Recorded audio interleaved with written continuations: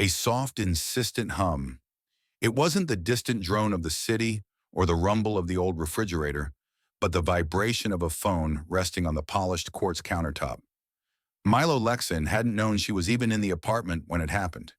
He was in the kitchen carefully draining the pasta, half listening to a podcast about forgotten ancient civilizations. The clock on the microwave glowed 6:42 p.m. She was supposed to be back that night from her bachelorette trip in the Rockies. And then her phone lit up. The message preview was a punch to the gut. Can't stop thinking about last night. You're unreal. No sender name, just a blazing red heart emoji. What would you do in this situation? Would you look away? Or would curiosity consume you? I wish I could claim I walked away, that I respected her privacy, that I waited until Thea Nix came home and confronted her like a rational adult. But I didn't. My hands, slick from the steam of the pasta, trembled as I wiped them on the worn fabric of my hoodie. Then I picked up the device. Her birthday, always so easy to remember, unlocked the screen. Her lock screen was a snapshot from a vineyard wedding last autumn. My arm was tight around her waist, my gaze fixed on her vibrant auburn hair, her emerald eyes sparkling at the camera. Beneath that seemingly perfect image lay a digital abyss. Dozens of messages from someone saved as Marcus B. Lead. Thea, with her discerning taste, never tolerated anything less than a leader in her orbit. She'd never shown any interest in sports or professional coaching, making the contact name feel jarring, almost a deliberate misdirection. The messages themselves were a blunt instrument, devoid of euphemism or code. You're even better than I imagined. Wish I could have stayed longer. He'll never know. Some contained thumbnail images. I didn't open them. I didn't need to. The damage was done. I set the phone down with a thud that echoed in the suddenly silent kitchen. My feet felt heavy as I walked to the hall closet, pulling out my old scarred canvas duffel, the one Thea always joked was too utilitarian for our honeymoon. I placed it beside the front door, a stark monument to an ending. Then I sat at the reclaimed wood table, pulled a pristine white envelope from the stationery drawer, and began to write. My hand, despite my best efforts, shook violently as I wrote her name. Next, I connected my printer, ran off the incriminating screenshots, folded them once, and slipped them inside the envelope. All that was left was to wait. Have you ever felt your entire future shatter in a single, quiet moment? 4 hours crawled by before Thea arrived, radiating an almost visible effervescence. Her hair, usually so perfectly styled, was delightfully windswept, carrying faint notes of expensive champagne and crisp pine. She leaned in, pressing a soft kiss to my cheek, her eyes bright, as if the world held no secrets between us. And then she saw it, the duffel, the sealed envelope. Her smile, instead of fading, simply tightened, curling into something colder. And that's when the first words left her lips. You weren't supposed to find that. It was a statement that rewrote our entire history in an instant. She didn't flinch. She didn't question the contents of the envelope. There were no tears, no screams, not even a flicker of surprise. With a quiet, almost rehearsed grace, she picked it up, her slender fingers gliding under the flap. She pulled out the folded note and the printed screenshots, glancing at them with the detached air one might reserve for a grocery receipt, a confirmation of a total already known. Her luminous green eyes never met mine. Do you want me to explain? She asked, her voice soft, devoid of remorse, more an offer than a plea. No, I managed, the single syllable scraping against my throat. I've already read everything I need to know. The silence stretched, thick and suffocating. Finally, her gaze settled on me. It wasn't fear or shame I saw, but a chilling restraint, as if she were actively suppressing a laugh at my predictable reaction. Then she did something that etched itself into my memory, a scene I knew I'd replay endlessly in the coming years. She slid into a chair at the kitchen table, crossing her legs with the casual elegance of someone settling in for a polite social call. So, she murmured, what now? That question hit me harder than any of Marcus B. Leeds' brazen texts ever could. What now? My mind reeled. I wanted to scream, to demand how she could walk into our home, wearing the sapphire earrings I'd given her last Christmas, knowing another man's hands had been on her less than 48 hours prior. I wanted to ask if she'd thought of me, even for a fleeting second, when she smiled for those photos.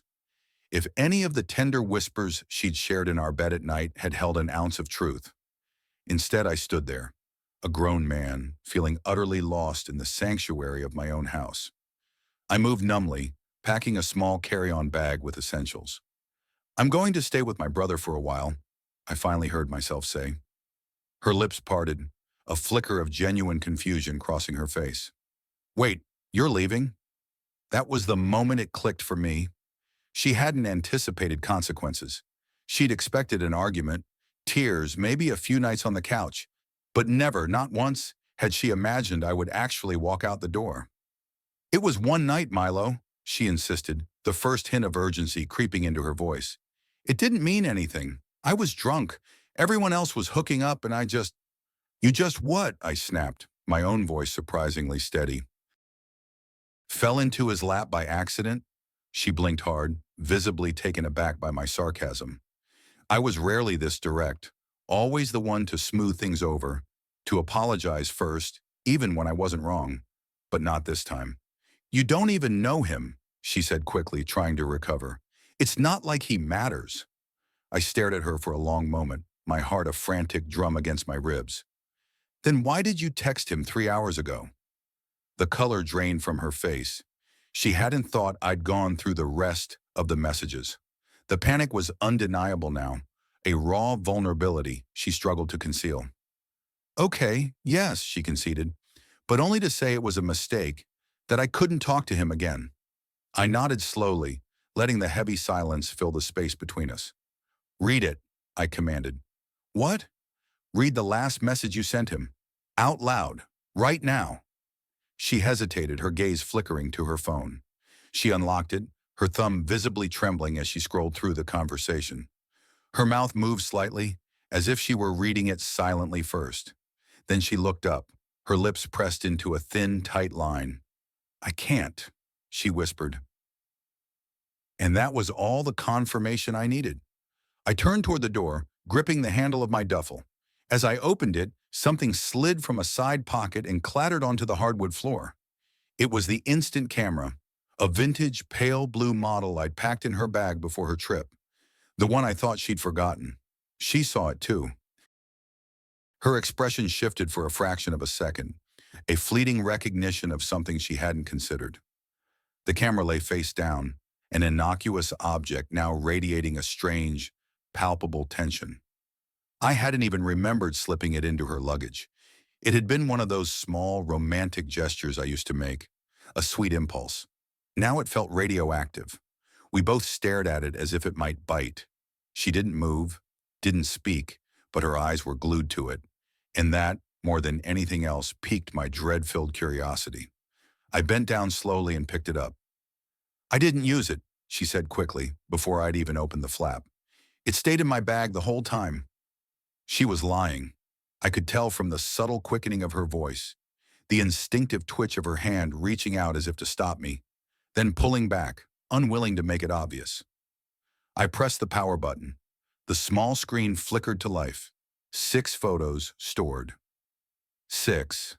That camera reset every time its battery died. If it hadn't been used, there'd be nothing. "Are you sure about that?" I asked, keeping my tone as flat as I could. Well, I meant to use it, but I forgot. I swear I didn't even—" Her words trailed off, her voice cracking. I clicked into the memory viewer. The first photo was harmless enough. A blurry group shot at a rooftop lounge, a gaggle of women in glittering dresses, arms thrown around each other laughing. Okay, typical bachelorette fodder. I kept flipping. The second photo, Thea, sipping from a ridiculously oversized cocktail glass, sunglasses perched on her nose, leaning against a man. His face was turned away, but his hand rested firmly on her thigh. My stomach twisted into a knot. The third, the same man now facing her. They were roaring with laughter, her head thrown back, lips parted, eyes crinkling. His hand was higher this time, closer to her hip. The fourth, him again, shirtless, holding her bridal sash against his bare chest like a joke. Thea was behind him, still in her party dress, her arms wrapped around his torso, her chin resting on his shoulder. The fifth, a shot taken from a bed, sheets rumpled, two tumblers on the nightstand, a man's heavy watch beside one. No faces, just implication. And then, the sixth, a selfie. Thea in the mirror of a hotel bathroom, still wearing the intricate silver necklace I'd given her 2 weeks prior. Her hair was tousled, her lipstick smudged, and in the corner, a text overlay, as if she'd meant to send it later. "Don't worry, he's still asleep. I'll be home before midnight. Kiss, Thea." I didn't say anything. I simply turned the camera toward her and let her see it for herself. Her hands slowly rose to cover her mouth, her eyes wide with a horror that finally seemed genuine. "Milo," she whispered, her voice finally broken. "I didn't mean for... God, I didn't even remember that photo was on there. I should have reacted. I should have screamed or cried or hurled the camera across the room. But I couldn't feel anything anymore. It was as if my body had decided it had suffered enough emotions for the day, shutting down completely. I zipped up my duffel and pulled on my jacket. Thea stepped in front of the door. "Please," she pleaded, her voice choked. "Please, just don't leave like this." I looked at her. This person I had shared years with. This person with whom, just 24 hours ago, I was meticulously planning a future. "You know," I said quietly, the words surprisingly steady, "for a long time I wondered if I was enough for you, if I was boring, if you stayed with me out of comfort, not love. But now I realize it wasn't about being enough. It was about you not knowing what real loyalty feels like." She went pale. Her lips quivered. I moved past her and opened the door. But before I stepped out, I turned back. "Delete my number when you're done deleting the photos." I walked down the hallway in a profound, suffocating silence. I didn't know where I was going yet. Maybe to my brother's place, maybe just to some anonymous hotel. But one truth resonated with crushing certainty. The wedding was canceled. I didn't sleep that night. Not a single second. I checked into a dingy motel off the interstate, one of those places where the sheets feel perpetually damp, and the vending machine in the hall hums like a dying beast.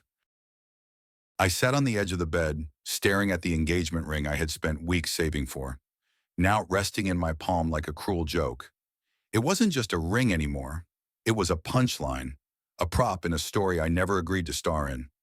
I kept replaying everything in my head, her bright smile when she walked through the door, the effortless ease with which she tried to lie, the way she froze, not in guilt, but in strategy, as if calculating which version of the truth I'd swallow easiest. I felt stupid, not just because I hadn't seen the signs, but because deep down, a foolish part of me still wanted her to be sorry. I still wanted her to chase after me, to beg, to cry, to embody the woman I thought she was. But here's what no one tells you about betrayal. It reveals who people truly are, not who you wanted them to be. Instead, at 3:17 a.m., I got a text. "We should talk in the morning. I owe you that. Please." I didn't reply. Couldn't. I looked at the ring one last time and dropped it into the motel trash can. No dramatic throw, no final speech. Just the soft thunk of metal landing on stale coffee cups and crumpled tissues. Around 6 a.m., I left the Aurora Pines Inn and drove aimlessly for hours. I wasn't ready to face my brother. I didn't want the pity in his eyes or the awkward hug where neither of us would know what to say. So I just drove. At some point, I found myself parked outside the Morningstar Diner, a place Thea and I used to frequent. She always ordered the banana pecan waffles. I never particularly liked them, but I'd order them anyway because it made her smile. I was halfway through my lukewarm coffee when my phone rang. The number was unfamiliar. For a moment, I considered letting it go to voicemail, but something, curiosity, dread, maybe both, made me answer. "Milo?" A man's voice, older, hesitant. "Yeah, who's this?" A pause. "My name's Jax. I was with Thea this weekend." Just like that, the air in the diner thickened, turning heavy and cold. He continued speaking quickly, as if trying to get it all out before I could hang up. I didn't know she was engaged. She didn't tell me. I found out after I left. I got her name from a mutual friend. And look, man, I just thought you deserved to know. She said you were separated, that the wedding had been canceled already. I couldn't speak. I just stared into my coffee, as if the murky liquid held the answers to a question I was too numb to ask. She told me she hadn't loved you in a long time, he added softly. I never would have touched her if I'd known. I hung up. I didn't slam the phone or curse him out. I didn't even feel anger. I just felt cold.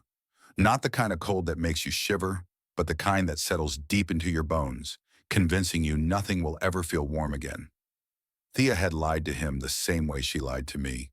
The same calm voice, the same practiced smile. She had turned our relationship into a convenient shield, one she could toss aside the moment it became inconvenient.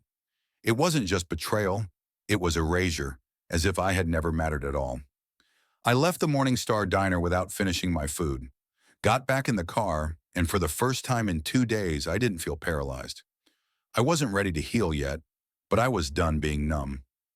Back at the Aurora Pines Inn, I found the ring still in the trash. I didn't take it out, but I did something else. I pulled out my laptop and opened Our Forever Chronicle, the wedding planning document we had shared. One click at a time, I deleted everything. Guest list? Deleted. Venue? Gone. Florist, dress fittings, honeymoon reservations? All wiped clean. And then I opened a blank document.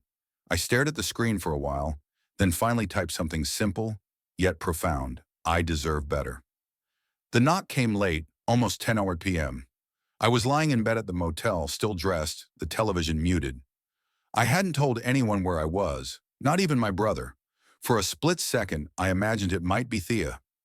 I pictured her outside, mascara streaked, holding the ring box, whispering something she hoped would sound like redemption. But when I opened the door, it wasn't her. It was her younger sister, Nova Astor. She looked nervous, not in a guilty way, but like someone who had rehearsed a difficult monologue all day and wasn't sure how it would land. She was holding a small overnight bag and a paper folder clutched tight against her chest. I didn't know where else to go, she said, her voice barely a whisper. I let her in without a word. Nova had always been the outlier in Thea's family. She didn't possess her sister's polished confidence or flair for performance. Nova was quiet, often fading into the background during boisterous family dinners. But right now, she was radiating something akin to quiet panic. She sat on the edge of the bed and handed me the folder. I'm not doing this to be spiteful, she began, her voice cracking slightly. But I can't let her lie to you anymore. Inside were printed screenshots, dozens of them. Conversations I hadn't seen, photos I hadn't discovered. Venmo transactions, overtly flirty messages, deleted threads that Nova had somehow salvaged from Thea's old iPad, which still backed up to a shared cloud account. It wasn't just Jax Arden from the bachelorette party. There were others, dates stretching back almost 9 months, weekend trips Thea had claimed were work conferences, girls' nights where she never let me pick her up, a contact saved as Lacey's dentist who, it seemed, was sending her hotel confirmations and late-night voice memos. I felt like the floor was disappearing beneath me, one shattering memory at a time. I didn't want to believe it at first, Nova confessed, a tear tracing a path down her cheek. She's my sister, but the things she said about you, the way she laughed about it all. She trailed off, but I knew what she meant. Nova had seen the messages. She'd read them. Thea hadn't just been unfaithful. She'd been cruel, telling people I was too clingy, boring, emotionally fragile, saying I was only good for stability, but didn't make her feel alive. One message in particular made my hands tremble. Milo's the kind of guy you marry when you're tired of bad boys, but I'm not tired yet. I stared at the printout so long that the words began to blur. My ears buzzed. The room felt simultaneously too quiet and too loud. I thought you should see it before she spins it into something else, Nova added. She's already texting my parents, saying you're overreacting, that you're being dramatic. It hit me then.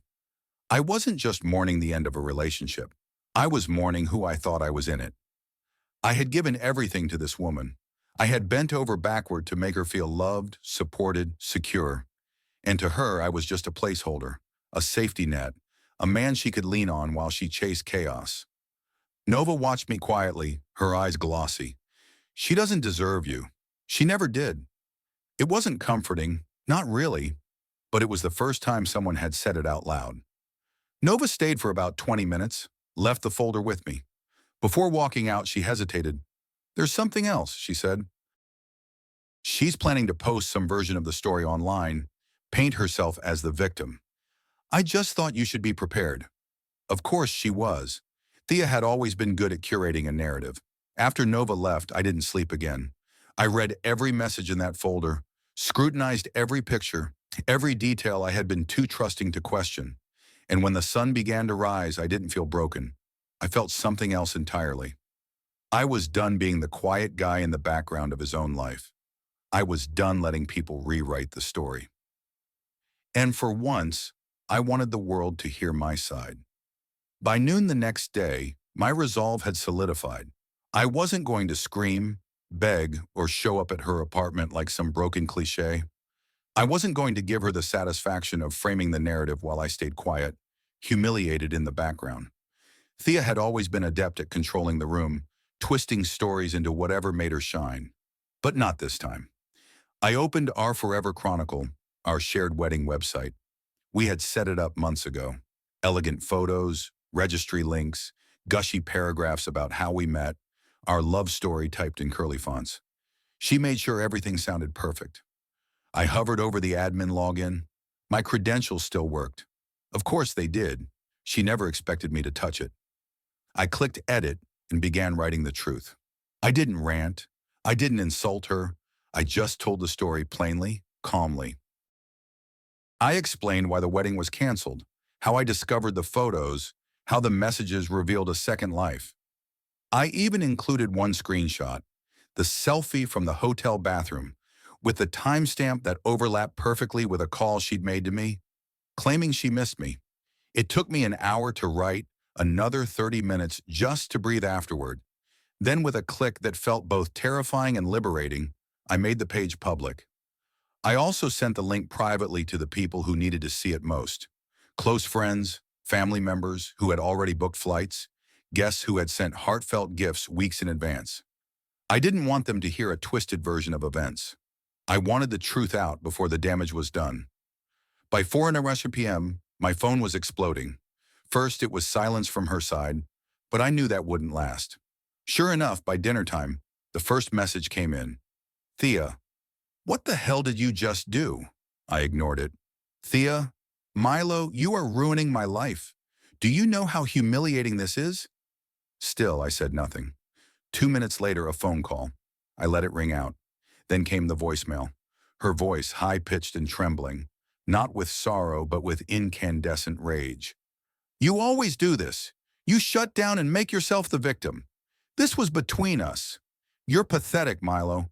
I made one mistake, and you decided to crucify me in front of everyone. This is revenge. That's all this is. One mistake." I had to laugh, a bitter, hollow sound. 8 different men, 3 fake work trips, 1 secret social media account, 1 lie stacked on top of another until our entire relationship was balancing on a toothpick. But sure, I was the villain. A few hours later, I received a message from someone I hadn't heard from in years. Thea's ex, Byron Pierce. He sent a single line.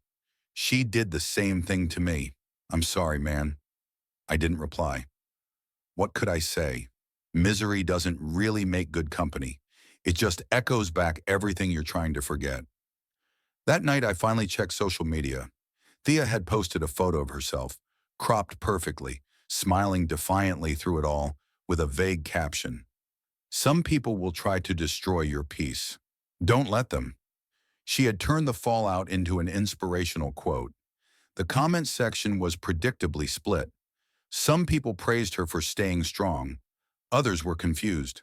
One mutual friend commented, "Wait, I thought the wedding was still on." Then I saw Nova's comment appear directly beneath it. "Ask her why it was really canceled. She won't answer, but I've got receipts if you want them." And just like that, the mask started slipping. Thea deleted Nova's comment in under 5 minutes. But it was too late. The story had already begun unraveling. People were talking, not because I wanted drama, but because you can't burn everything down and expect no one to notice the smoke. I didn't want attention. I didn't want sympathy. I just wanted peace. But it turns out sometimes the only way to get peace is to stop protecting the person who shattered yours. I thought the next wave of chaos would come directly from Thea herself, perhaps more angry messages or some grand attempt to spin everything back in her favor. But it wasn't her who reached out. It was her parents. They called me the morning after the post went viral in our little social circle. I was sitting at a gas station diner, a lukewarm coffee in front of me, trying to pretend that a breakfast burrito could soak up the mess in my head. My phone rang. Her dad's name flashed on the screen. I nearly let it go to voicemail, but something, an instinct, a flicker of morbid curiosity, told me to answer. "Milo," he said, his voice low, not angry, almost defeated. "Can we talk?" His wife was on the line too, and they were already on their way to the diner. I didn't know what to expect. These were people who had always been nothing but polite to me, warm even. Her dad had shaken my hand with both of his during our engagement party and said, "You're one of the good ones." Her mom once cried when we sent them a surprise video of our proposal. Now they walked toward me like parents who had just been told their child had burned down a neighbor's house. Thea's mom sat across from me and didn't say anything for a full minute. Then she took a deep breath and said the one thing I hadn't prepared for. "I'm sorry." Her dad looked at me, his gaze heavy with regret, and added, "You didn't deserve any of this." I blinked. It felt like someone had just taken all the air out of the room. I'd braced myself for anger, for defensiveness, for the typical, "there are two sides to every story" speech. But they just sat there, looking profoundly ashamed. "She's always had this problem," her mom continued, her voice thick with weary resignation. "Since she was a teenager. Lies, secrets. It's like she gets addicted to the attention, and then she can't stop. We tried to believe she'd changed with you. She seemed grounded for the first time." I wanted to say something, but the words felt too small, inadequate. I just nodded slowly. Her dad leaned in, his voice dropping. "We're not asking you to take her back. That ship sailed. We just want you to know we don't condone any of it. And if she tells you we pressured her into anything, or that we're taking sides, she's lying again." They told me Thea was still spinning the story, that she'd called them sobbing the night before, claiming I had hacked her phone, that I had ambushed her with fake evidence. But when they asked to see her proof, she'd changed the subject. They had seen the screenshots I posted. Nova had sent them more. Thea was in full panic mode, not because she felt guilt, but because her control was slipping. Her dad hesitated, then asked a question I hadn't expected. "Do you want us to return the wedding gifts, or would you rather we handle that?" I almost laughed. The question was so practical, so absurd in the middle of everything else. "No," I said, "I'll do it. It's part of the process, I guess." Her mom reached into her purse and handed me a small velvet pouch. "We thought you might want this back." It was the ring box. I hadn't seen it since the night I proposed. I opened it slowly. The ring sparkled exactly like it had in the store, under those fake jeweler lights. But now it looked dull, like something dug up from a grave I didn't want to revisit. I didn't say thank you. I just closed it and placed it face down on the table. They left quietly. No dramatic farewell, just a few more apologies and the kind of looks people give when they know there's nothing left to fix. After they left, I sat in the booth for another hour. I stared at the ring box, at the untouched burrito, at the people around me living their quiet lives. And then I picked up my phone, opened a blank note, and started writing again. Not for her, not for anyone else, just for me. Because it wasn't about revenge anymore. It was about reclaiming my voice from the ruins she left behind. 3 weeks passed. The wedding date came and went.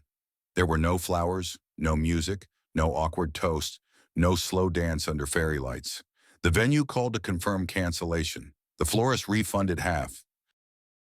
My brother helped me box up the decorations we'd stored in his garage. Centerpieces, unused place cards, and a "Welcome to our forever" sign I couldn't bring myself to look at for more than a second. But something unexpected happened after all the noise died down. Here's what you won't believe. After the storm came a profound stillness. I started sleeping through the night. The panic attacks stopped. My hands no longer shook when I opened text messages. I no longer stared at the ceiling, wondering what I did wrong, or why I wasn't enough, or how long she had been planning her escape behind my back. I began remembering the things I loved before I lost myself in her world. I went back to reading, hiking, listening to music without associating every line with her face. I started running again, not to punish my body, but to feel it move, like I was reclaiming space inside my own skin.